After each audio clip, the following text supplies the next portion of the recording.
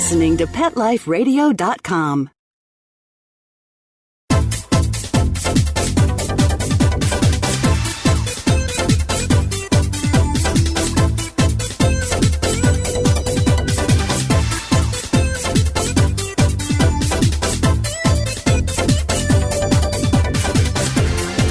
Hello! You're listening to Animal Party on Pet Life Radio, which means you got an invitation from me, Deb Wolf. That's right, DeborahWolfOnline.com if you're looking for more of me. And I'm here at Camp Good Dog with all my dogs. And I've been wondering lately, what makes a dog know how to smell things? What makes a dog know how to find things? What makes some dogs better at this than others? And how can we play games with our own dogs or do tricks with our own dogs that kind of zap into it? I've done a few things. I figured out years ago that my dogs always knew where the car was when I didn't. So I taught them the command, find the car, and I stopped getting lost, which was really nice.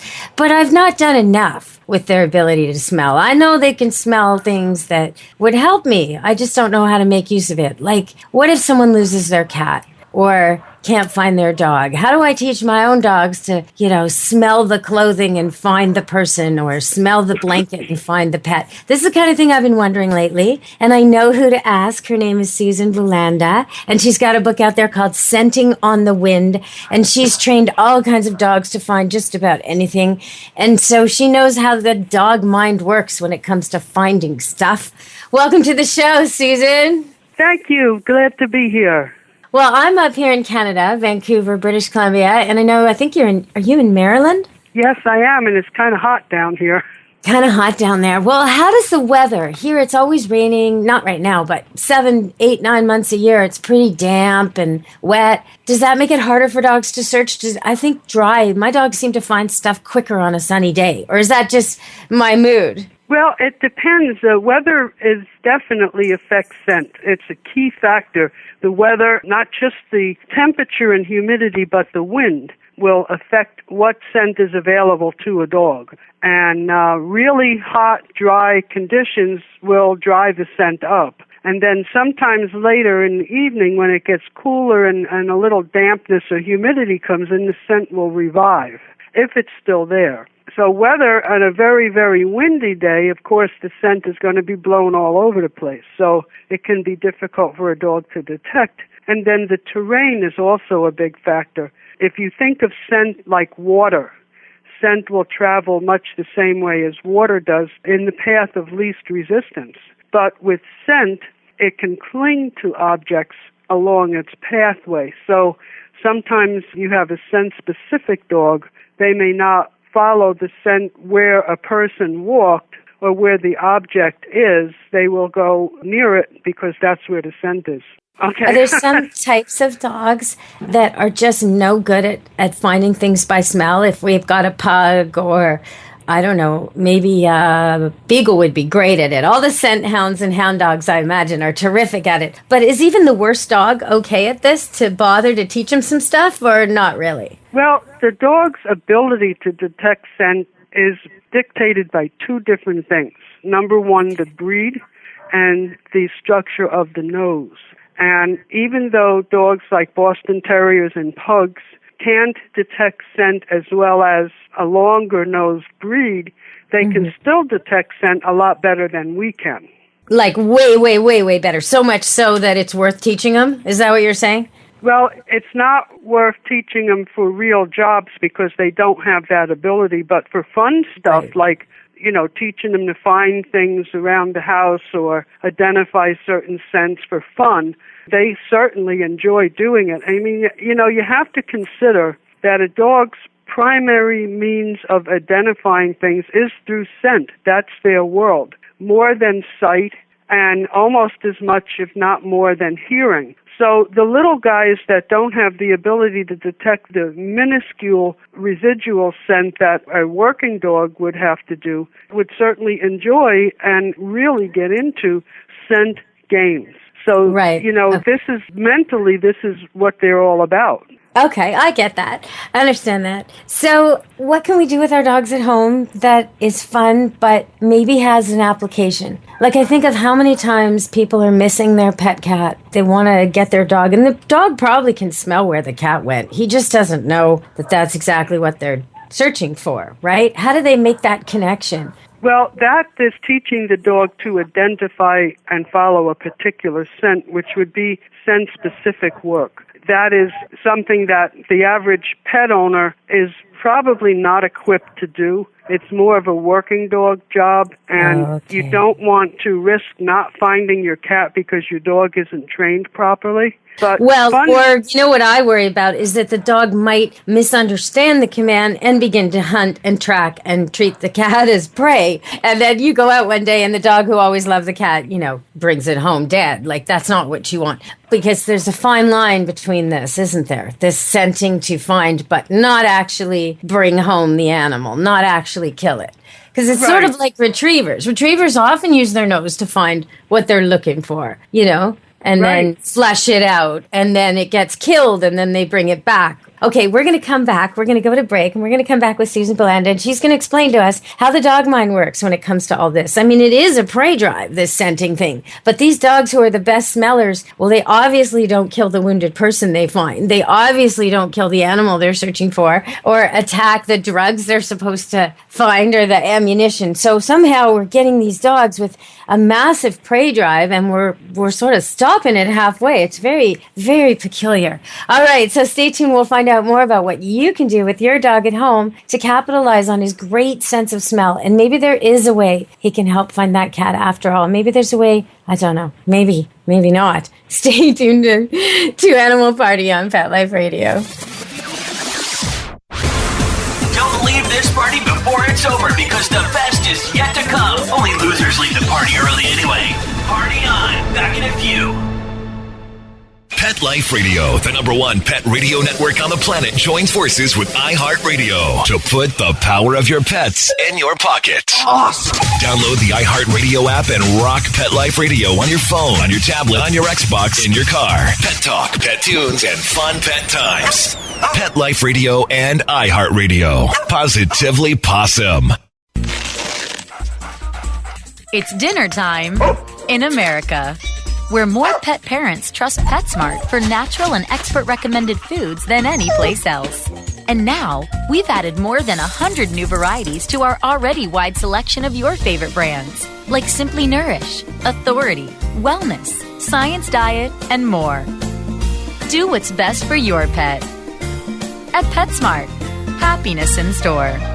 Go to PetSmartDeal.com to find out this week's coupon code and save up to 30% on food, treats, toys, and more. And get free shipping on orders of $49. Go to PetSmartDeal.com, PetSmartDeal.com. Let's Talk Pets on PetLifeRadio.com.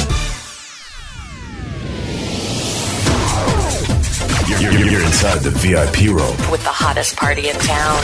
Back to the party. Let's go! Hello! You're back on Animal Party, Pet Life Radio with Deb Wolf.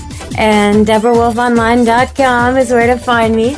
Or you can go Facebook, of course, Camp Good Dog. I have a site there too, Deborah Wolf Pet Expert. But Camp Good Dog is where you get to see the 2 remaining red standard poodle puppies. Don't worry, they're already sold. I'm not tugging at your heartstrings. Just want you to see them because they're so fluffy and cute, and they're always up to something. So you got lots of pictures of them and all the dogs who come here. We're pretty full right now. It was a long weekend. So in the middle of August, a lot of people on holiday, a lot of dogs coming to stay at Camp Good Dog. You'll see all sorts of dogs swimming in our spring-fed pond. It's pretty funny seeing them mug for the camera with their happy dog smiles. So, all right, we're here with the author of Scenting on the Wind, Susan Bulanda.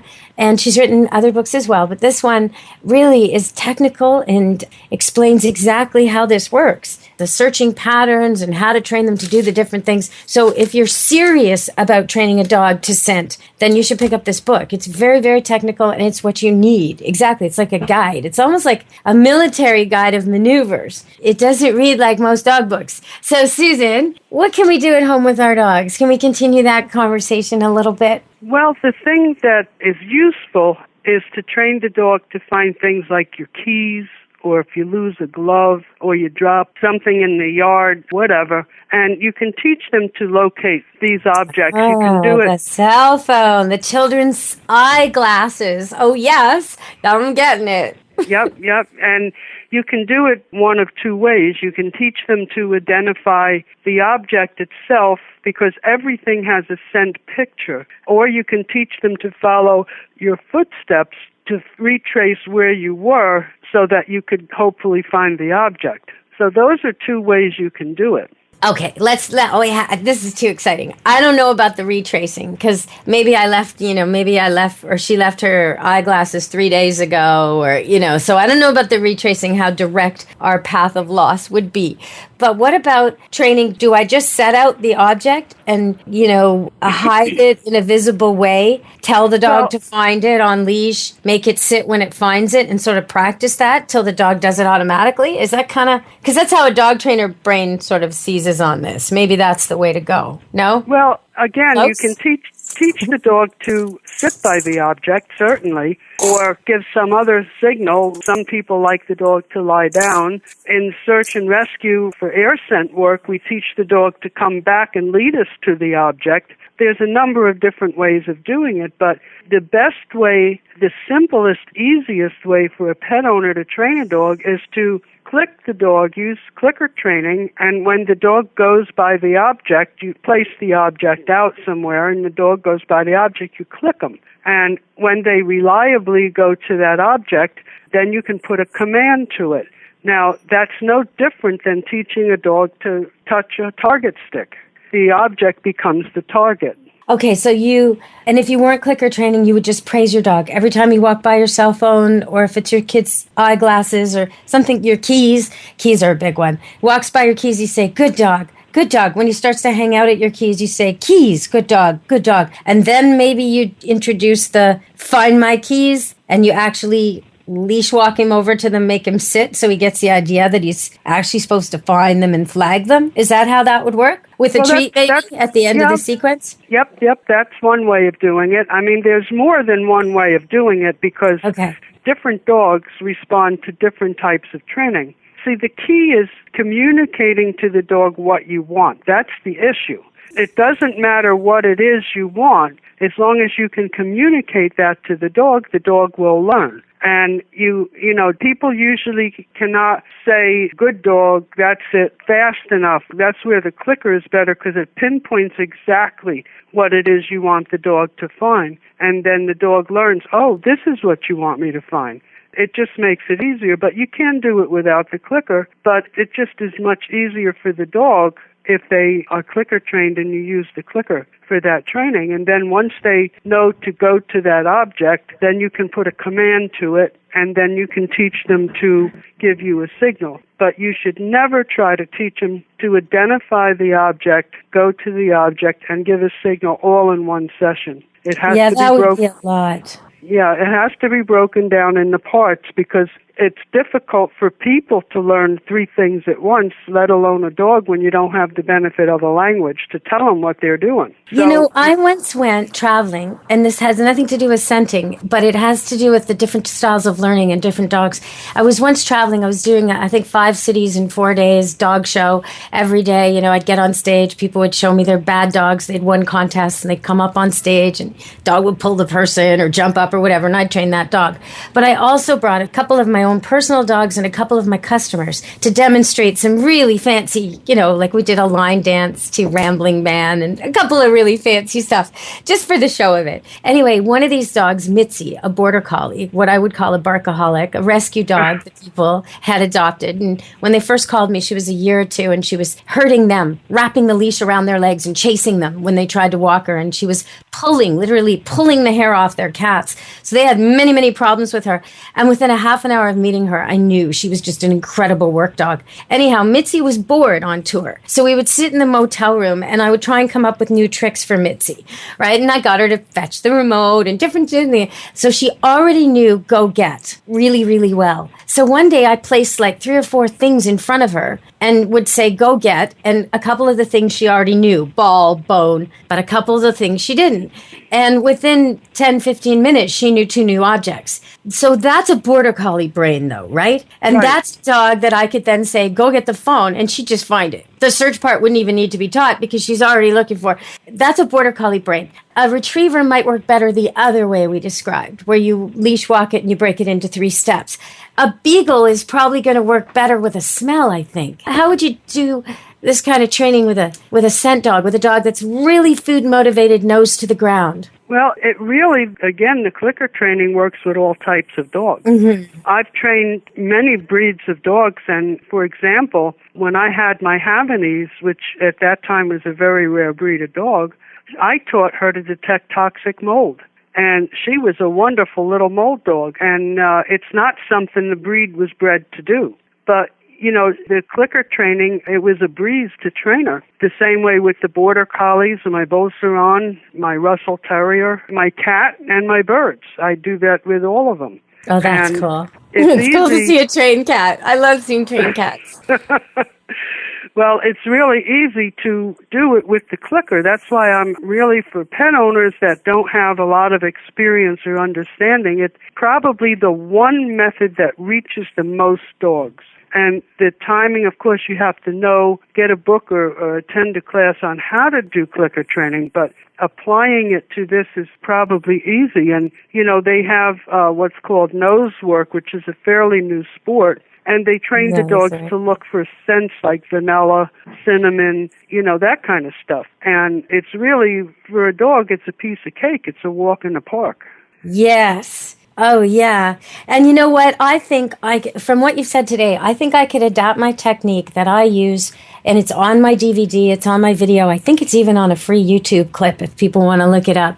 Deborah Wolf Dog Training on YouTube. You can find it somewhere there. It's, I train just for fun. I'll train the dog of the house to find the kids in the house by their name. Just for fun. We do it on leash to start. The kid has a treat. The parent says, go find Lisa. The dog, sees Lisa 3 feet away, walks over, gets a treat. And we keep doing this. Then Lisa hides. Then Lisa hides really hard somewhere other than home. And the dog is actually finding Lisa. Okay, so now this dog can find that kid anywhere and take the parent to them. In a park, in a playground, in a campsite, when the kid goes missing, like those 2 right now, and I hope they turn up okay. 2 children are missing at an Ontario campsite today, 2 little girls. And they think they were playing hide and go seek in the woods last night and they're gone. And, this kind of thing, a dog could be used for this. So that's something they could do. But if the dog loves the cat, and I mean loves, no tension, no prey drive, just loves it. It's its favorite thing. You could modify this and have the dog find the cat that way. And then you would be able to do the same thing with your cat.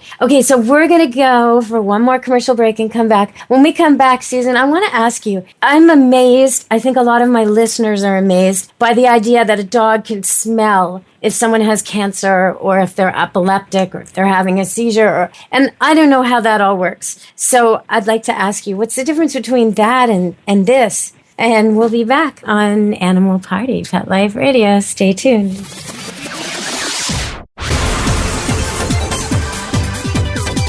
Don't go anywhere, because the best is yet to come. Stick around. Dogs leave fur wherever they go. It collects all over the home. There are many tools designed to stop dog hair spreading, but their effectiveness varies, and afterwards you have to clean the tool, then the floor. With the Dyson Groom Tool, you simply deploy the bristles, then gently brush the coat. Loose fur is removed, while dead skin and allergens are captured by the vacuum. And to clean up, you simply release the trigger. To get this awesome Dyson Groom tool, go to DysonDeals.com. That's DysonDeals.com. Hi, this is Marcy Davis and my service dog Whistle, and we're your hosts of Working Like Dogs on Pet Life Radio. Working Like Dogs is the show where you can learn everything you ever wanted to know about working animals or working dogs. Whether you're a member of a working dog team or you've just seen a working dog or animal out at the mall or the grocery store and you're curious about how these amazing animals work with their human partners, then Working Like Dogs is the show for you. Join us for the inside scoop at Working Like Dogs on PetLifeRadio.com. Let's talk pets Let's talk pets on Pet Life Radio. Pet Life Radio. PetLifeRadio.com. You're inside the VIP room With the hottest party in town. Back to the party. Let's go. Hello! We're back on Animal Party, Pet Life Radio. And that means, the party's almost over. Well, we have a little bit. The end of the party's always the best part. We're getting to last call, but not yet. So, we're talking with Susan Bulanda. Scenting on the Wind is her book. If you truly want to train your dog to find stuff, and I mean really find stuff, like maybe you have a get-rich scheme and you want to find truffles. Yep. That can be done. Your dog knows where they are. He just doesn't know you want them. All right, so let's explain this, Susan, and maybe you can tell me how is it possible that someday my doctor will think I'm sick and instead of sending me for some nasty tests, I'll get to walk into a room with, like, a lab report will be an actual lab, a Labrador retriever that comes and sniffs my leg. It says, that's fine, no cancer here, bye-bye. Is that possible, do you think? Well, I don't think it'll get to that point, but dogs can certainly detect skin cancer. They can certainly detect, changes. Let me just put it this way. What they're detecting is a change in your normal body chemistry. So a dog can alert somebody that's diabetic where their insulin level changes or their sugar level changes. We don't know how dogs identify somebody that's going to have an epileptic seizure, but from what I know about scent work in dogs, I believe there has to be a chemical change that they pick up on. The problem is that most of the dogs that do this do it naturally, and it's hard to train them because you can't control when somebody's going to have an epileptic seizure. For training purposes, in order to teach a dog something, you have to be able to have that substance available to teach the dog to identify in a controlled manner. And, yes, but the detection of cancer, you couldn't you? You could have samples in jars. Well, yes, you can. I mean, there are, if it's something you can get a scent, either a chemical reproduction or the actual thing, and train the dog on, then you can train them to detect anything you want them to detect. But if it's something that's random, such as we don't know what the chemistry is, to my knowledge anyway, that a dog picks up, or what they actually do pick up, it may not even be a scent, it could be something else that the dog picks up for things like epileptic seizures. Until we can identify that, we can't train the dog to find it. So that's the issue, is identifying and isolating the scent that the dog picks up on. Now, you can also train a dog to pick up things like sounds and other things that, it doesn't have to be scent. It can be a sound. An example of that would be a dog that alerts their owner to a thunderstorm before we ever hear the thunder. In training your dog to find the phone, right, would it be a mistake to make the phone ring? Because then the dog will track it by hearing and maybe not learn to track it by nose? Or would that be a good thing, too, because then he just learns the command, find the phone? Well, the phone is going to have a scent. It's going to have the scent of what it's made of and who touched it. There's a lot of different categories of scent. There's individual person scent, there's a family scent, and there's a combination. There's a scent picture that actually has many more different things in it. And we don't know, and until dogs can talk to us, we'll never know what exactly is the scent picture they use to identify the things we want them to find. It could be a combination of scents. So teaching them to find the phone is no different than teaching them to find anything else. So I'm not clear. Would it help to make the phone ring when you're telling them to find it, if, or not? Would that you can do it both ways. Both ways, okay. Yeah, I mean, it can be by the ringing or it could be by the scent. I mean, let's say yes, but you want the dog to find the phone when it doesn't ring, right? Because if it rang, you could just ring it and find it. But it's when it's dead that you need them to find it. But maybe, if, like, for example, my cell phone is set to bark. Every time it rings, it sort of barks like a little dog. And my dogs all look at it. Every time it rings, they all stare at it. Like, oh, there it goes again. No, it's great, especially the poodles. They just look right at it like, oh, no, not a phone call. So I know they already, but they don't know the word phone or that they're supposed to go get it. And I don't want them to pick it up. That's the other thing about this. This isn't a retrieve command, right? I don't want them mauling my phone or my kids' eyeglasses or eating them, Right. So how do we, like, these dogs were we touched on this before the break, so we should get back to it.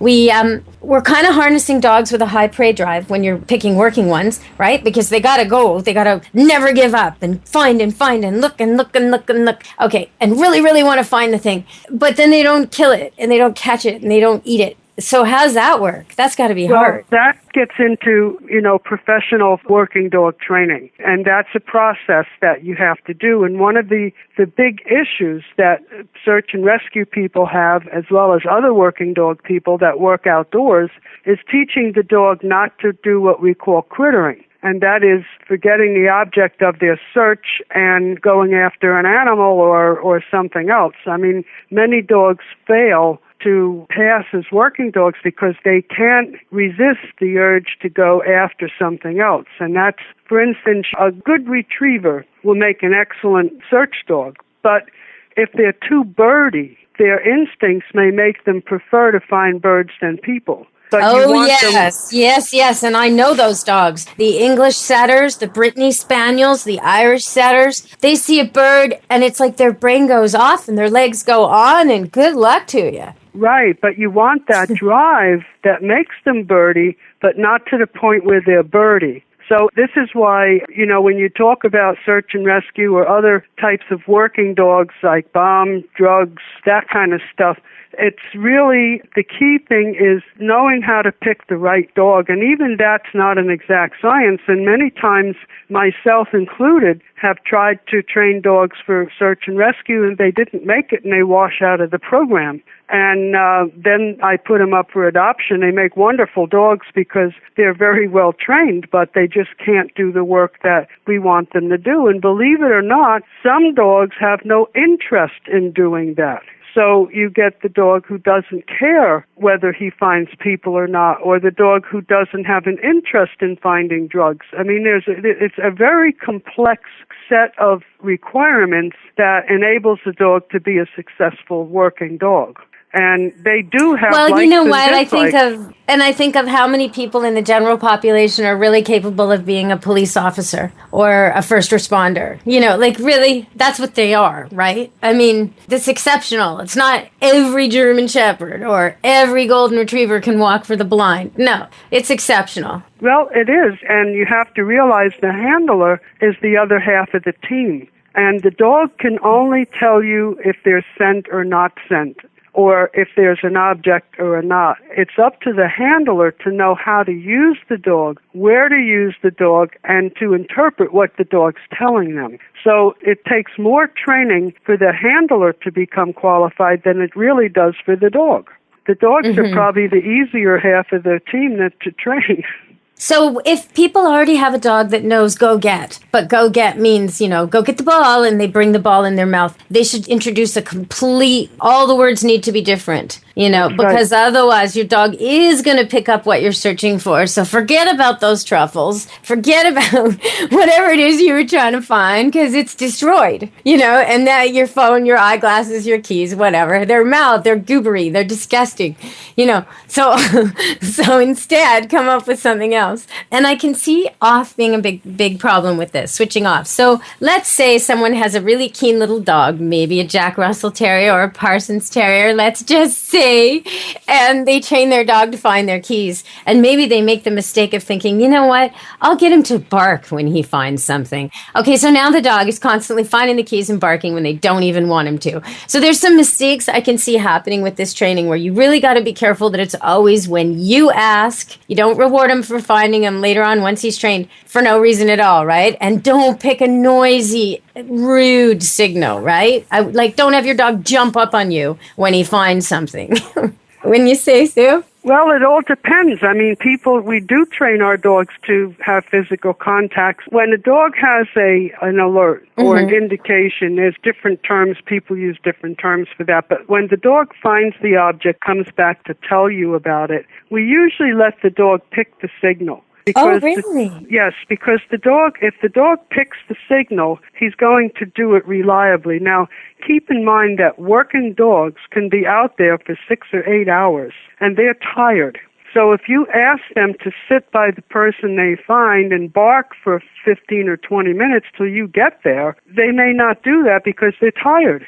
So you pick something the dog likes. Like, for instance, one of the good signals for boxers is to hit you with their feet. Oh, I could see that. Yeah, Bouviers would do that too. Mm-hmm. Yeah. Actually, poodles would too. Poodles like to use their paws. And I bet you Dobies would as well. Right, but you let the dog do what he likes to do. You let him pick the signal, and that's your signal. And he only gives you the signal when he finds what he's supposed to be looking for. Now, of course, with bomb work and drug work, it has to be a passive signal, so they want the dog to usually sit near the object. But in different types of search and rescue, people come up with all kinds of different signals for the dogs to give them because every dog is different. A retriever or a terrier might like to come up and tug on your shirt. Yeah, that makes sense. Or what about if they do like a little happy dance or a circle, or is that permissible or not clear enough? It's not clear enough. When you're talking about people's lives, it's got to be definite.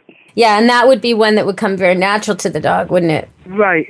And that might be an indication that they're on to scent. That would be part of their body language, but the signal has to be one that you can identify when you can't hear the dog and when it's difficult to see the dog. Think of nighttime, fog, smoke. If there's so there has to be multiple signals. He has to do something you can spot with binoculars, and he has to say something in case you can't even see him. Well, there has to be it wouldn't be multiple signals, but it would be a signal that's identifiable in all situations.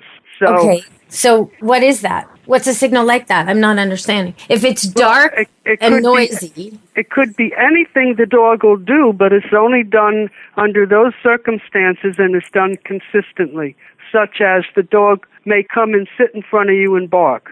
The dog may come and pull on your shirt. The dog may grab your pants legs. The dog may hit you with its feet. The dog may literally jump up into your arms. I mean, it depends on the animal. Right, and the size of the animal and the size of the trainer, too, and the terrain and what's going on. I get, yeah. Yeah, I was thinking of big dogs when I said don't train him to jump up on you when he finds your cell phone. But you're right, if it's a tiny dog, why not? Yeah, my little Or if you're in a wheelchair and it's a tiny dog, then absolutely. You know? Yeah.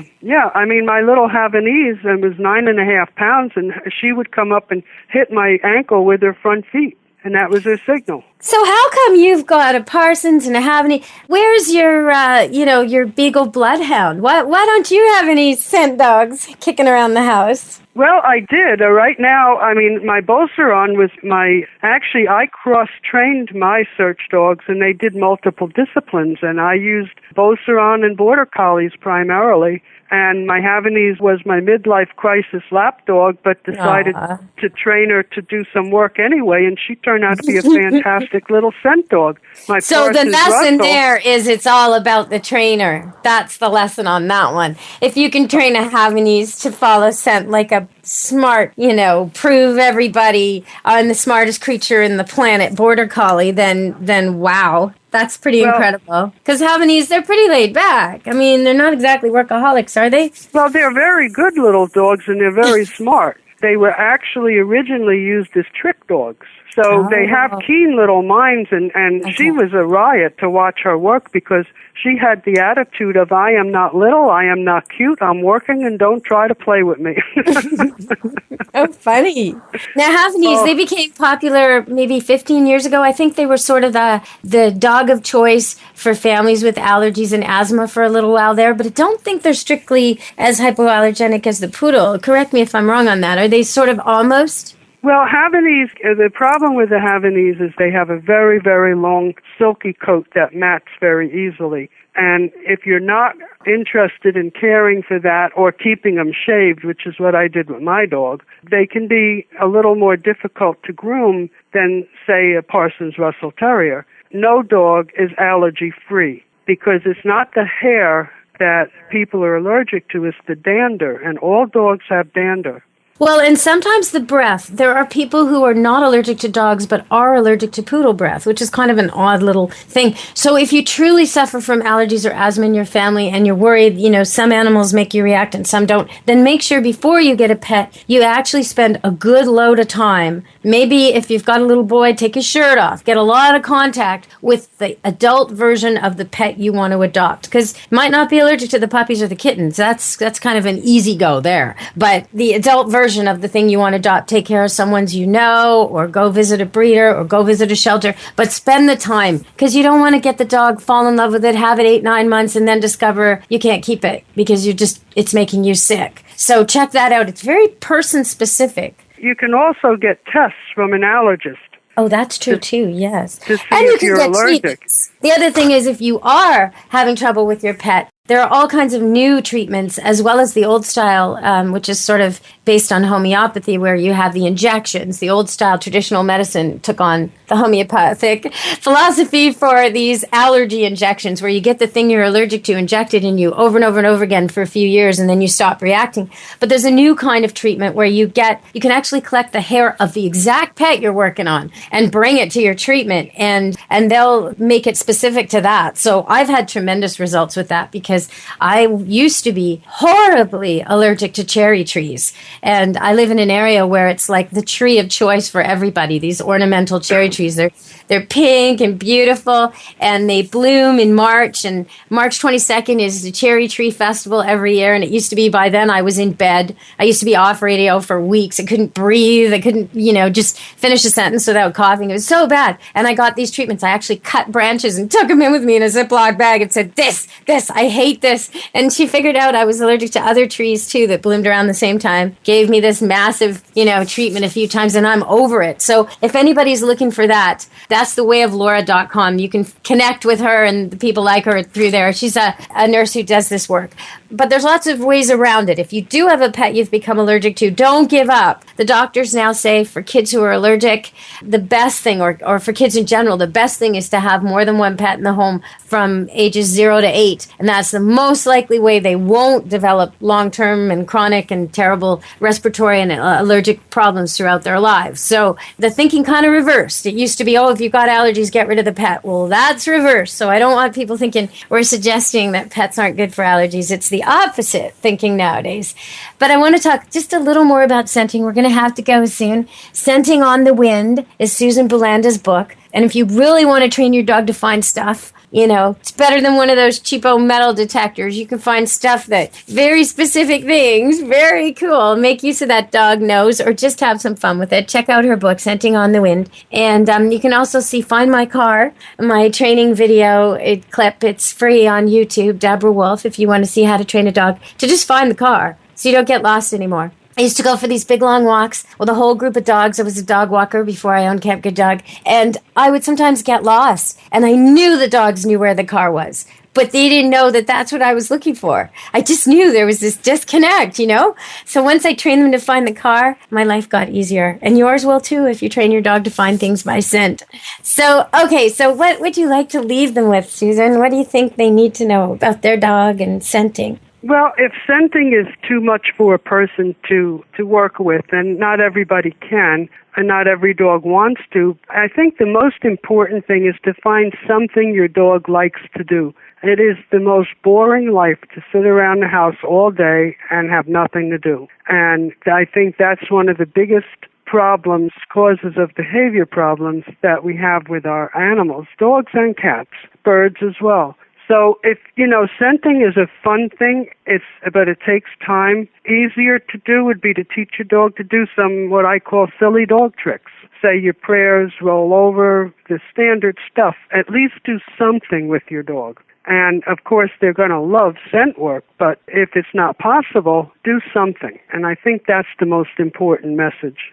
I don't know why it wouldn't be possible. I mean, even the silliest, simplest dog would appreciate having a dog cookie trailed along the carpet and then put in a place and told, okay, you can go find that now. And he will take his nose and follow the trail. You might even place it in plain view. Then he gets the cookie. Good boy. Then you do it again. And you make it harder and harder and harder. Now you've got a scenting dog. That's how easy it is. This stuff is like hardwired into his brain, right? I mean, every dog can do this. Well, that's true, but I'm thinking in not terms every of person. every person. You realize the limits of the humans. All those humans holding their dogs back. That's what's going on. Well, I mean, some people physically can't. Think of some elderly that have mobility problems and that kind of stuff. I mean, there are situations where people cannot do that kind of thing, but if they can drop a cookie, then they can get their dog to find it. Right. Well, I don't think they have to even train a dog for that one. So they drop a cookie quietly, secretly, and then later they tell their dog to go find it. That's all it takes. And you know what? I bet most of the elderly people listening to this show are already doing stuff like that. Because I notice that when a little mutt lives with an old lady, it knows a lot of tricks. Haven't you noticed that phenomenon? And it gets a lot of scraps, and it lives a long life. I've noticed those three things about little dogs and old ladies. So it's a good match all around, wouldn't you say? Yeah, it's you can do things like that, but my experience has been if you try and drop a cookie and hide it, the dog's going to find it before you're ready for him to find it. That's true. That's true. Well, you've got keen, smart dogs. Okay, So I guess we have to go. The party's over, I'm afraid, Sue. Oh, okay. But you definitely recommend Clicker, and I know why you recommend it. If people want to know more about that, they can talk to me later. You definitely recommend the Clicker. I don't use it myself, but when I meet a couple or a family where they're just not consistent, or a lot of times it's the man in the house, he just can't seem to make the happy dog sound. He always sounds like he's angry or barking or aggressive, or sometimes the timing's just wrong. They're just too slow or reluctant to say good dog, and the dog's not getting the praise when it needs to. And they will just press the clicker every time they see the dog doing something they like. Click, click, click. You do that, your dog gets trained. It's very, very, very, very simple. So it kind of neutralizes all those factors of people who won't praise and people who don't know how to make their voice sound happy and people where the family has all different styles or where the timing's off. The clicker kind of solves all that stuff. And it's really easy. And sometimes you can even get the clicker with a book explaining how to use it and a video that all comes together. So it's really not something that's hard for people to access, I would suggest. What do you think? I agree with you. It's probably the easiest way to work with a dog for the average person. Yeah, and it doesn't mean your dog won't work when you've misplaced the clicker. Your dog will work, just in fact better. It's going to work for you when you say good dog as well. Right. But you can always do something with your dog, no matter what your situation is. And it takes no more than 5 minutes at a time, 3 5-minute sessions a day, and you can have a trained dog. Oh, that's something we didn't mention. Okay, so I kind of know with different dogs, they have different signals to show you their stress. Some dogs, their tail's up high when they're happy and it starts to go low when they're not. Some dogs, their posture changes. Some dogs get bored in training. You can sort of tell what's going on with them. Most dogs pay attention for a few minutes, need a break. If it's a border collie, standard poodle, Doberman, and they're already into training, you can go quite a bit longer. A new dog that maybe isn't used to it or isn't that good at memory, maybe a little slower thinker, you have to go shorter. And you have to keep it happy and you have to keep it positive. So what would you say to people? How do they know when their dog's had too much? How do you know? Because I find sometimes people want to train for an hour. And 60 minutes straight for any dog is way too much, but especially a pet dog beginning to learn stuff. So what would you tell people on that? Well, I tell them, think about children. Usually you have to keep it short and sweet. Learning is very stressful. Using what you learned is easier, but learning itself is stressful. And that's the difference between training and applying. So again, my formula is 15 minutes a day in 5-minute increments. And if you're going to do a 15-minute block, you do 5, rest a minute, 5, rest a minute, 5, rest a minute. If you see the dog shutting down, not responding, or not paying attention, it's time to stop. It's not a question. People often say, oh, he's just being stubborn. Dogs are rarely stubborn. Dogs are programmed to want to do and work with us. So when they shut down, it's because they're overloaded. And every dog is different. Every dog, you can't say all Border Collies are the smartest because it's an individual thing. So you can't go by breed. You have to go by that individual animal. What that animal's attention span is, what that animal's intellectual ability is. So it's I just totally a matter. agree with that. And you know what? Sometimes the smart dogs are more difficult to train than the less smart ones who just really work hard. You know, when you think of the gifted kid in the class, he's not that easy for the teacher. The kid who just tries his best every single day and would be a B student if he didn't, but is an A, that kid's easy to work with. That's a golden retriever. And sometimes they do have a long attention span. If you're training a golden and you take swim breaks, it's going to be able to work for a very long time because it loves to swim and it's completely relaxed and it's had total zen downtime in between. If you don't have the swim time and it's a scorching hot day, weather makes a big difference to dogs, doesn't it? Oh, yeah. You have to watch the weather. Again, the dog is going to work longer in the wintertime if it's not bitter cold out than he is in the hot summer. So again, there's many factors involved in determining how much your dog can take. And people know their dogs. They know them better than they think. And if your heart says, gee, I don't think my dog's really having a good day today, trust your judgment and give the dog a break. Or if you're having a bad day, if you've been in a bad mood, you get up on the wrong side of the bed or whatever, don't try and train your dog. Leave it go. They're not going to forget everything you taught them if you don't train them for a day. They will remember. Okay, let's deal with that. Now, let's say you're working on something and it seems like you think you're on step 3, but your dog is stopped at step 2. I wouldn't stress over that. I would go back and practice step 2 a couple times till he's confident and then move to step 3. Because sometimes, just like people, dogs get a little bit insecure about the newest material. Wouldn't you say? Yep.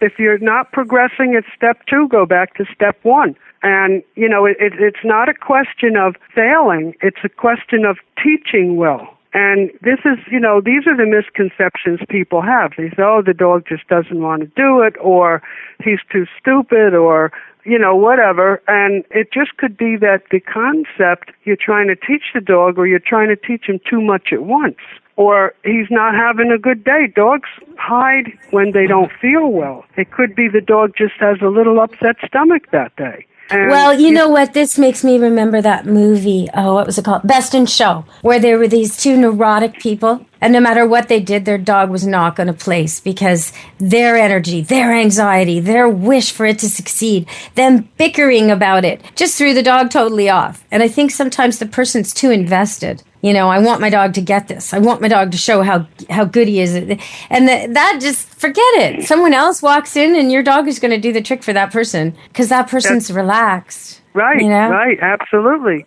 So, you know, what it boils down to is the dog can read us better than we can read them. That's so true. And I think all dog owners know that, but I think we kind of forget that. I think, you know, when they're standing there and they're looking at their watch and the dog isn't coming and they're at the dog park and they're late for a meeting and they know that they have to act happy and frolic through the field and their dog will chase them and catch up to them and they can load them in the car. But they're so annoyed and irritated and pissed off that the dog's not coming anywhere near them. And they, and they know that, but still, It's really hard. Right. But, you know, the other thing people don't realize is that obedience is not a question of the dog knowing what to do. Obedience is the dog's ability to exercise self-control, and that takes practice. So the dog may know and do a reliable recall in most situations, but when he's in the dog park, there are better things to do, and he cannot resist going by the other dogs. It's not a matter of defiance. Totally. as much as the ability to exercise self-control. And I think that's what dog owners don't realize, that these dogs are not robots. They have feelings, they have opinions, they have needs, just like we do. And in order to obey us in all the different situations we expect them to, they have to have had time to build up self-control. And I think that's the big downfall. That's a really interesting comment. I often tell people that they'll come to me and they'll say, well, it comes really well, except, and it's like, yeah, except when there's something better to do. That's really the crux of it. He comes great in the backyard. He comes great at the dog park when it's empty. Well, of course he does. You know, what else is there to do? Right. And I love the ones that really call their owners out. You're walking by a dog park and you see this person, you know, and they're yelling, Rocky, Mindy, whatever they're yelling. And you see this one dog look the other way. Like, what am I missing? What is it I'm missing? He's calling me. There must be a squirrel. There must be something I'm not supposed to check. He doesn't look at the owner at all. He's like completely, oh, there must be something here that he's worried I'll notice. What is it? You know, oh my gosh. And I just, sometimes when I walk through dog parks, I just shake my head. A lot of times, dogs will just come to me. Dogs people are searching for, because I smell so much like dog, I suppose. But they'll come right over and I'll just sort of grab them and, here you go. Thank you. You're welcome. That kind of thing. But the dog won't come to a freaked out person. So try to remember that when you're calling your dog. Fake it. Fake it really, really well. Academy Award faking, and your dog will come. Get busy doing something playful and happy that he can't resist, like dig a hole or play with a ball. You know, just throw it up and down, play with catch with yourself. And while he's watching, he'll see you from far away and think, oh, ball. That's what you have to do if your dog isn't coming. Okay, so Sue, what should we leave them with? Scenting on the Wind, Susan Bulanda. What should we leave them with? We got to go on Animal Party, Pet Life Radio. Okay, thank you for having me on the show. Well, thank you for coming. I hope we shed some light on scenting. I hope people will get out there and use their dogs' noses, because they're so much better than our noses, and there's no reason not to use them, right? That's right. And, your listeners can always go to my website. It's just my name, sbulanda.com, and there's articles on there and other books I've written. So it's an informative website.